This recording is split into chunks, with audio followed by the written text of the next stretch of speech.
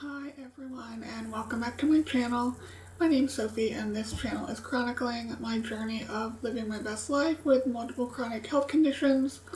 Today I want to talk about the cost of being chronically ill and just sort of the expenses I've had this year. I've had to sort of take a look at my budget and move things around because I was just spending a lot more on medical expenses than what I had originally budgeted, and it just sort of made me realize how much money goes into having a chronic illness. As I've said, I live in the United States, so I do pay for my health care. It is an employer-sponsored plan, which means they are paying for most of it. I do pay around $110 a month for my insurance. It is not great insurance. When I worked at a hospital, the insurance was probably around the same cost, but it was better. It had less out-of-pocket cost. So I have what's called a high deductible plan. And for those not in the States, it just means the deductible is what you have to pay before certain things will be covered. So for my specific plan, I have to pay $1,500 out of pocket before anything is covered by insurance. So the first $1,500 of the year of medical bills is my responsibility. I'm paying 100% of the cost. After that, I pay about 20% of whatever the bill is, which actually normally is less than what I was paying on my previous health insurance plan, the major difference being the out-of-pocket max. So the maximum amount you will pay out of pocket for in-network care. I don't really remember what it used to be with my old insurance, but with my new insurance it is $4,000. So I will continue to pay this 20% of the bill until I have paid $4,000. And then I don't have to pay anything else for in-network care. And I am stressing in-network because I will get to out-of-network in a moment. So in-network, out-of-pocket max of $4,000, I met that in July. So since July, all of my in-network care has come at no cost to me. I don't know whether or not I will meet that next year, simply because I won't be going to the Cleveland Clinic that I know of and stuff like that. So I don't know what will happen next year, but this year, out-of-pocket max in-network was met in July. Out-of-network. Out-of-network are basically things that have not been contracted with your insurance, or they don't accept your insurance, or they don't accept any insurance, and they're considered out-of-network. So out-of-network, my deductible is $3,000. So the first $3,000 of out-of-network care, I'm paying out of 100% of that.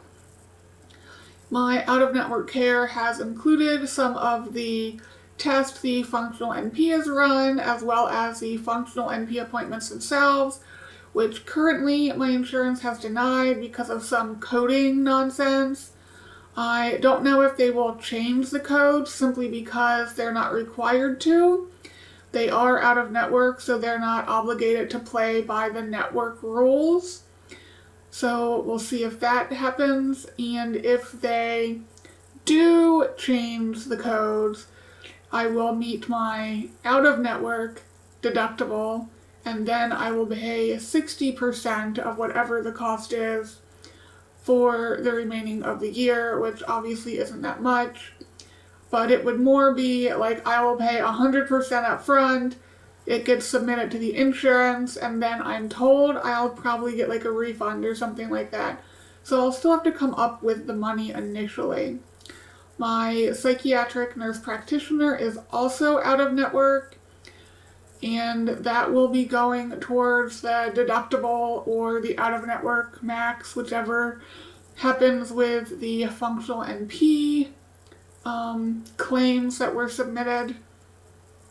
So currently I have spent around $7,000 out of pocket just talking about insurance stuff. That's not including the $110 a month.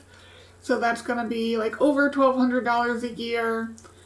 That's not including supplements. The supplements are out of pocket. They're not included in anything. And currently my supplements cost almost $400 a month.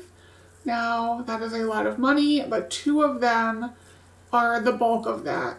One of them is almost $200 a month on its own, and the other is about $100. So there's basically $300 with 2 supplements. And the reason those 2 are so expensive is because I am taking more than what is considered a dose, because when the functional NP ran the test, my levels were so low. So it's kind of like I'm doing a loading phase, and we will be doing that test again to see if I need to continue at this level, if they've been making a difference in what I'm taking them for and such.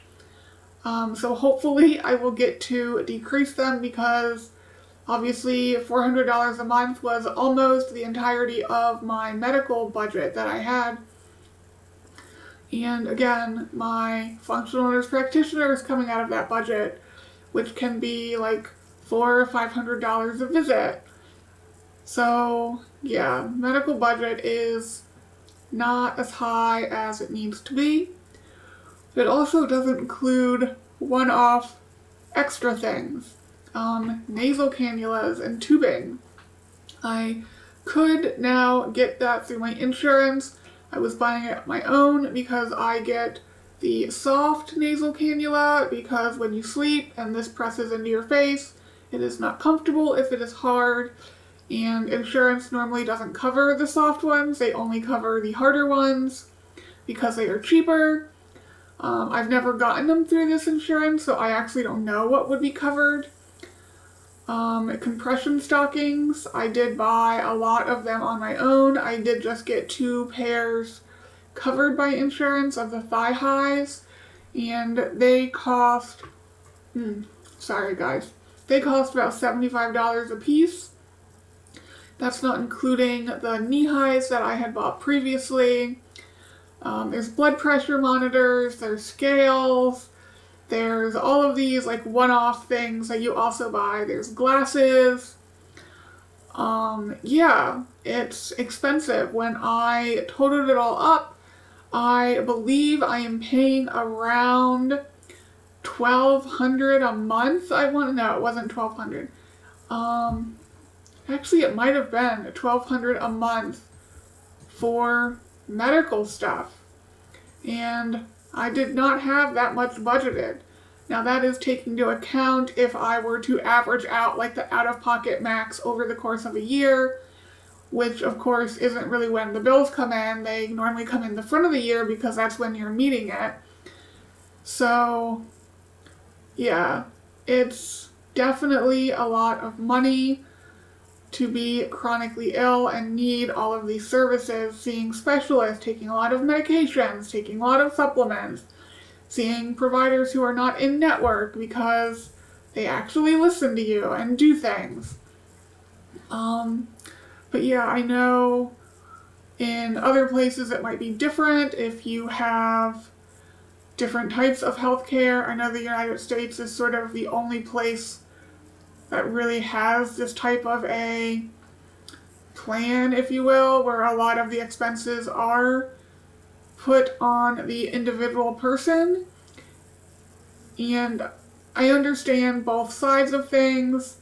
If you're healthy, it works out great because you're not having a lot of expenses, and if you're not healthy, it's not so great because you're using a lot of services. But yeah, as the end of the year gets closer, just sort of looking back, trying to plan my budget for next year, figuring out what I'm doing, thought I would make a video on how expensive it is to live chronically ill. It is definitely not cheap. But that's going to be it for this video. I hope you all are having a great day whenever it is you are seeing this, and I will talk to you guys next time. Bye guys.